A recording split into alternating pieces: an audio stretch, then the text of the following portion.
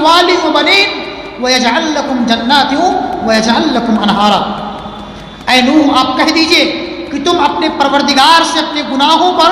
نادم اور شرمندہ ہو کر کے کثرت سے توبہ اور استغفار کرو،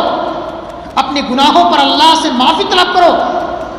جب تم اللہ سے توبہ کرو گے، استغفار کرو گے، تو اس کا ثمرہ اور فائدہ کیا ہوگا؟ اللہ فرماتا ہے کہ یمددکم باموال وبنین، اللہ تمہارے کاروبار اور تجارت میں برکت عطا فرمائے گا، بڑھوتری عطا فرمائے گا، تمہارے کاروبار میں بھی، تجارت میں بھی، وہ بھی اموال اور اموال میں بھی، تمہارے کاروبار تجارت میں بھی، تمہارے آل اولاد میں بھی اللہ برکت عطا فرمائے گا۔ وَيُمْدِدُكُمْ بِأَمْوَالٍ وَبَنِينَ، تمہاری آل اولاد میں بھی اللہ برکت عطا فرمائے گا۔ وَيَجْعَلْ لَكُمْ جَنَّاتٍ وَيَجْعَلْ لَكُمْ أَنْهَارًا، یہ تو دنیاوی فائدہ ہے کہ اللہ ہمارے کاروبار میں برکت عطا فرما رہا ہے، ہمارے آل اولاد میں اللہ برکت عطا فرما رہا ہے۔ جب ہم اللہ سے دعائیں کر رہے ہیں، اللہ کے سامنے گریہ وزاری کر رہے ہیں، اپنے گناہوں پر توبہ اور استغفار طلب کر رہے ہیں۔ دنیا کا ہر انسان خطا کار ہے، ہر انسان سے غلطیاں ہوتی ہیں، ہر انسان خطا اور نسیان کا پتلا ہے۔ اللہ کے حبیب کا فرمان ہے کہ کل بنی آدم خطاء وخیر الخطائین التوابون، کہ دنیا کا ہر انسان خطا کار ہے، ہر انسان سے غلطیاں ہوتی ہیں، ہر انسان سے معصیت کے کام ہوتے ہیں۔ کوئی انسان گناہوں سے مبرہ اور پاک و صاف نہیں ہے۔ کوئی انسان کہے کہ میں گناہوں سے پاک و صاف ہوں، ایسا ہرگز نہیں۔ ہر انسان گناہوں کا پتلا ہے، ہر انسان سے قدم قدم پر خطائیں ہوتی ہیں، گناہ کے کام ہوتے ہیں، انسان کے زبان کے ذریعے سے، انسان کے اعضاء اور جوارح کے ذریعے سے، انسان کی زبان کے ذریعے سے، انسان کے ہاتھ کے ذریعے سے، انسان کے پاؤں کے ذریعے سے، انسان کے آنکھ کے ذریعے سے گناہ کے کام ہوتے ہیں۔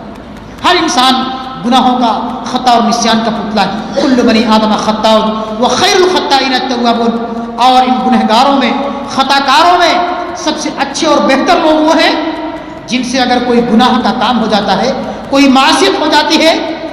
انسان کے ہاتھ کے ذریعے سے کسی کو تکلیف پہنچ جاتی ہے، انسان کے اعضاء اور جوارح کے ذریعے سے، انسان کی زبان کے ذریعے سے کسی کو تکلیف پہنچ جاتی ہے، انسان فوراً اپنے پروردگار سے توبہ کرتا ہے، استغفار کرتا ہے، اللہ مجھ سے یہ گناہ کا کام ہو گیا ہے، اے اللہ مجھ سے یہ خطا ہو گئی ہے، اے اللہ میری زبان کے ذریعے سے فلاں کو تکلیف پہنچ گئی ہے، اے اللہ میرے ہاتھ کے ذریعے سے فلاں کو چوٹ پہنچ گئی ہے، اے اللہ تو میری گناہوں کو معاف کر دے، اے اللہ تو میری خطاؤں کو معاف کر دے، اے اللہ تو بندوں کے گناہوں کو معاف کرنے والا ہے، تیرا فرمان ہے کہ تم مجھ سے دعائیں کرو، مجھ سے استغفار کرو، میں تمہاری دعاؤں کو قبول کروں گا، تمہاری خطاؤں کو معاف کر دوں گا۔ اللہ فرماتا ہے کہ اے میرے بندو، جنہوں نے اپنی نفسوں پر ظلم و زیادتی کی ہے، تم اللہ کی رحمت سے مایوس مت ہو، لا تقنطوا من رحمت اللہ ان اللہ یغفر الذنوب جميعا انہ هو الغفور الرحیم، اللہ تمہاری تمام خطاؤں کو معاف کر دے گا۔ شرط یہ ہے کہ تم اللہ سے خالص توبہ کرو، اخلاص کے ساتھ، للہیت کے ساتھ تم اللہ سے توبہ اور استغفار کرو، اللہ ہمارے گناہوں کو معاف کر دے گا۔ قل یا عبادی الذین اسرفوا علی انفسهم لا تقنطوا من رحمت اللہ ان اللہ یغفر الذنوب جميعا انہ هو الغفور الرحیم، اللہ کی ذات تو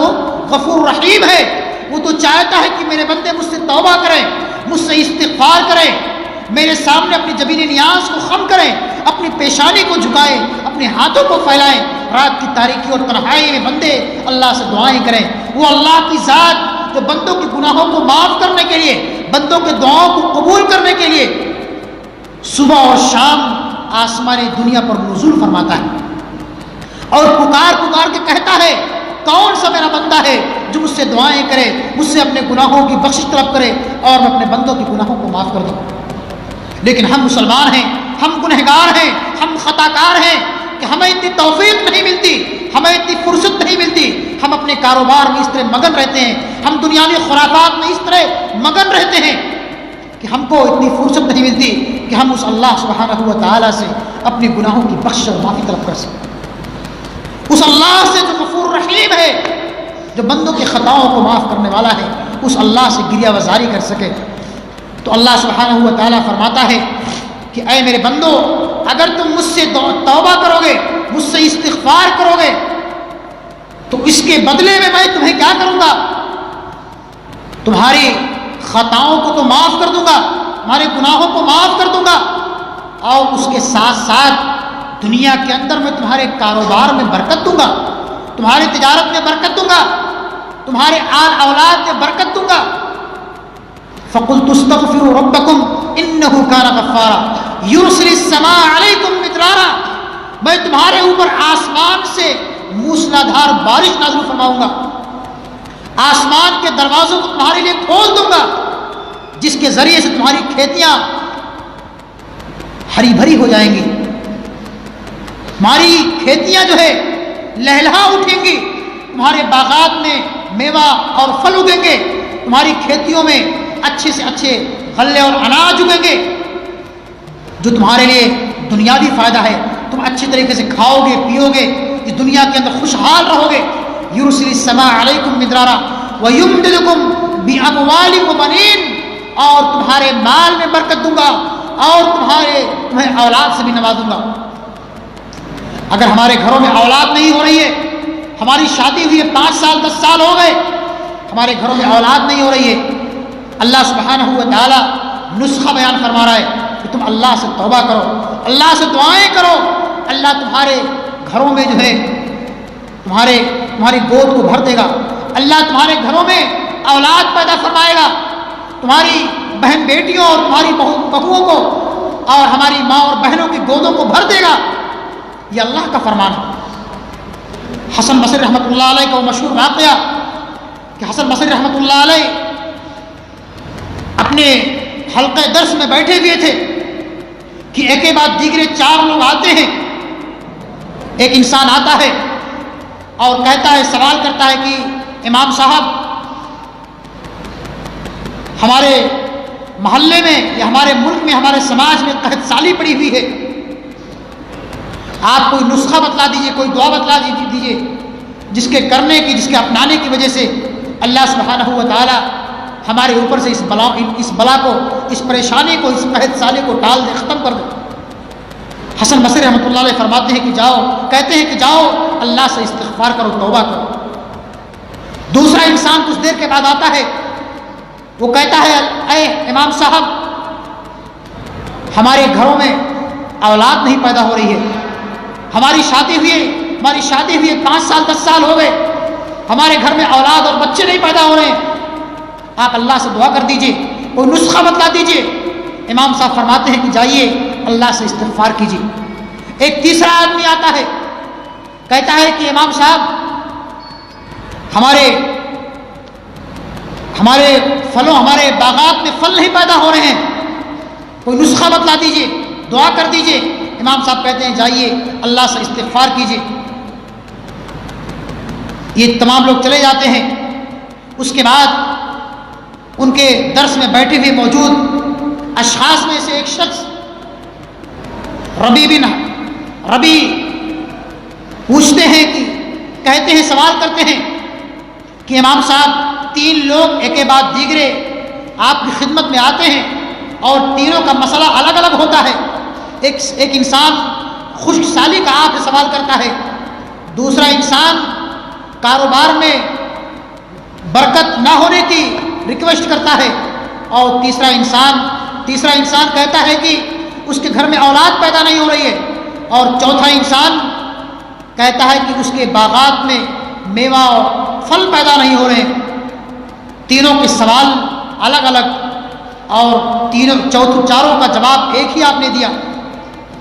کہ جائیے آپ لوگ اللہ سے استغفار کیجیے۔ امام حسن بصری رحمۃ اللہ علیہ فرماتے ہیں کہ یہ جواب میں نے اپنی طرف سے نہیں دیا ہے، میں نے اللہ رب العالمین کے مقدس کلام کی روشنی میں، اللہ رب العالمین کے مقدس کلام کی اس آیت مبارکہ کی روشنی میں جواب دیا ہے کہ جس آیت مبارکہ کے اندر اللہ فرماتا ہے کہ تم اللہ سے استغفار کرو، اللہ سے استغفار کرو گے تو اللہ تمہارے کاروبار میں برکت دے گا، تجارت میں برکت دے گا، آل اولاد سے نوازے گا، اور تمہارے لیے موسلادھار بارش نازل فرمائے گا، تمہاری کھیتیاں لہلہا اٹھیں گی، تمہارے باغات میں میوہ پیدا ہوں گے۔ تو اس آیت مبارکہ کے اندر اللہ سبحانہ و تعالی ہم مسلمانوں کو، ہم انسانوں کو اس بات کی تعلیم دے رہا ہے کہ اگر ہم بھی اللہ سبحانہ و تعالیٰ سے کثرت سے استغفار کریں گے، توبہ کریں گے، تو اللہ سبحانہ و تعالیٰ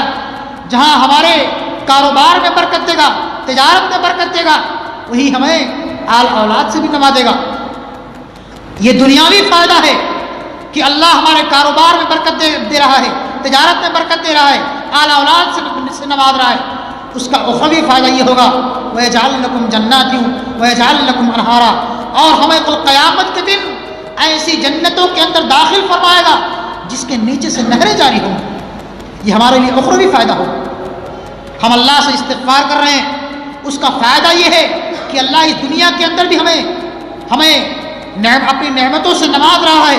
اور آخرت میں ایسی جنتوں کے اندر داخل فرمائے گا جس کے نیچے سے نہریں جاری ہوں۔